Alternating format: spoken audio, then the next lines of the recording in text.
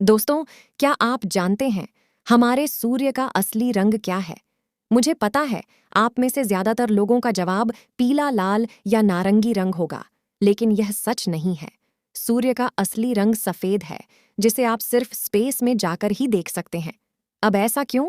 ये हम आपको वीडियो में आगे बताएंगे और साथ ही आपको सूर्य की एक ऐसी सैर पर लेकर चलेंगे जहां से आप इसे एकदम करीब से देख पाएंगे। इसीलिए वीडियो को अंत तक जरूर दिखेगा। साथ ही अगर आप चैनल पर नए हैं तो स्पेस से जुड़ी ऐसी ही कमाल की वीडियोस देखने के लिए इसे सब्सक्राइब भी कर लें। दोस्तों, सूर्य के रूप में यह विशाल आग का गोला पिछले करोड़ों अरबों सालों से हमारे पूरे सौरमंडल को रोशनी और हमारी पृथ्वी को जीवन प्रदान कर रहा है। जी हाँ, आपने बिल्कुल सही सुना। अगर सूर्य को हटा दें तो पृथ्वी पर जीवन की कल्पना भी नहीं की जा सकती। सूर्य हमारे सोलर सिस्टम का केंद्र तो है ही, साथ ही यह हमारे लिए ऊर्जा का भी इकलौता स्रोत है।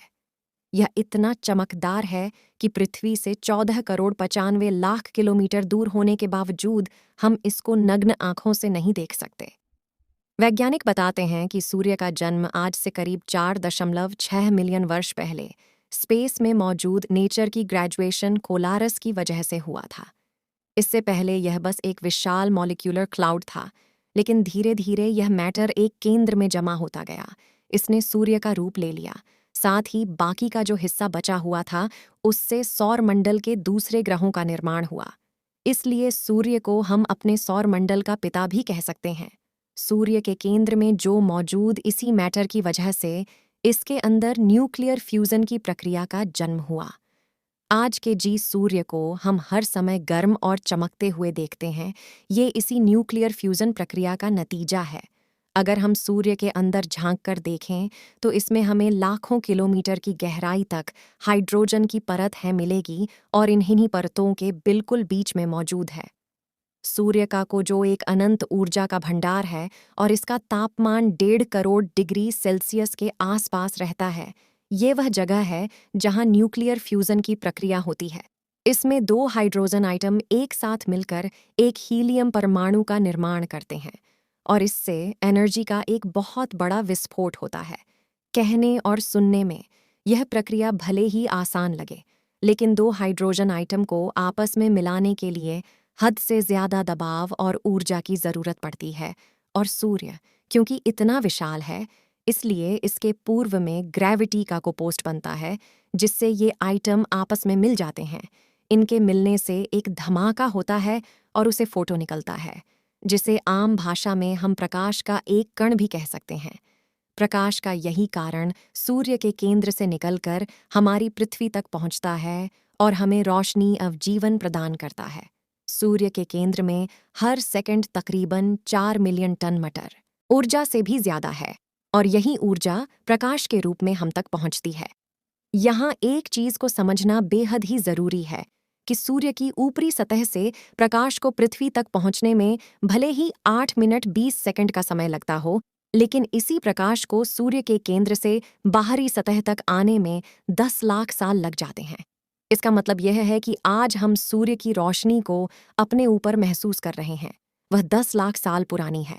अब सूर्य के केंद्र से फोटोन को इसकी सतह तक आने में इतना समय क्यों लगता है? इसका सटीक जवाब अभी वैज्ञानिकों के पास नहीं है। हाँ, लेकिन इतना जरूर है कि अगर ऐसा न हो तो हमें जीवन देने वाला सूर्य का यह प्रकाश हमारा विनाश कर देगा।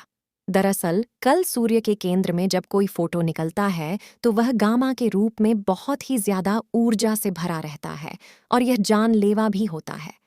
ऐसे में अगर यह सीधा सूर्य से बाहर ने चलकर हमारी पृथ्वी पर पहुंच जाए तो जीवन का नाश कर देगा। लेकिन प्रकृति ने सूर्य को कुछ इस तरह से बनाया है कि उसकी गोद से निकलने वाला यह प्रकाश 10 लाख साल पुराना होकर ही सूर्य की सतह तक पहुंचता है और इसी के चलते पृथ्वी पर पहुंचने तक ये इतना ज्यादा विनाशकारी नहीं रहता। दोस्तों, सूर्य पर हर समय लाखों करोड़ों हाइड्रोजन बम विस्फोट होते रहते हैं, जिनसे निकलने वाली ऊर्जा ही हमारे लिए जीवन का स्रोत बनती है। और सिर्फ यह ऊर्जा ही नहीं, बल्कि सूर्य का मांस भी हमारे ब्रह्मांड को इस रूप में बनाए रखने का काम करता है, जिसका हम खुद भी एक हिस्सा है। आपको बता दें कि सूर्य हमारे पूरे सौरमंडल के मास का 99.1% खुद अकेले होल्ड करता है और पृथ्वी की तुलना में इसकी ग्रेविटी 28 गुना ज्यादा है। यही वजह है कि सूर्य खुद से करीब 6 अरब किलोमीटर दूर मौजूद रूटों को भी अपने चारों तरफ घूमने के लिए मजबूर करता है। जैसा कि आप जानते हैं कि हमारे सौर मंडल में मौजूद सभी ग्रह सूर्य के चारों ओर चक्कर लगाते हैं। अगर सूर्य को हटा दिया जाए तो यह सभी ग्रह एक दूसरे से अलग होकर अनंत ब्रह्मांड में कहीं खो जाएगी और हमारे सौर मंडल का नामो निशान तक बाकी नहीं रहेगा। दोस्तों, वैसे तो सूर्य को फिजिकली एक्सप्लोर करना पॉसिबल नहीं है, लेकिन वैज्ञानिकों ने अपने उपकरणों की मदद से इसको स्कैन करके 6 अलग-अलग में विभाजित किया है। इसमें सबसे पहली लेयर सूर्य की कोर के बारे में तो हम आपको बता ही चुके हैं। वैसे इसके आकार की बात करें तो यह हमारी पृथ्वी से तकरीबन 1000 गुना बड़ी है। इसके बाद इसकी अगली लेयर है रेडियो एक्टिव जोन, हाइड्रोजन और हीलियम आइटम से भरी हुई है। हालांकि यह सूर्य की कोर जितना संघन तो नहीं होती, लेकिन इतनी ठोस जरूर होती है कि फोटोन को आसानी से पास नहीं होने देती। इसके बाद कन्वेंशन जोन का नंबर आता है, जो सूर्य की तीसरी और आखिरी आंतरिक लेयर है। इस लेयर में तापमान कोर के मुकाबले काफी ज्यादा कम होकर 20 लाख डिग्री सेल्सियस पर रहता है।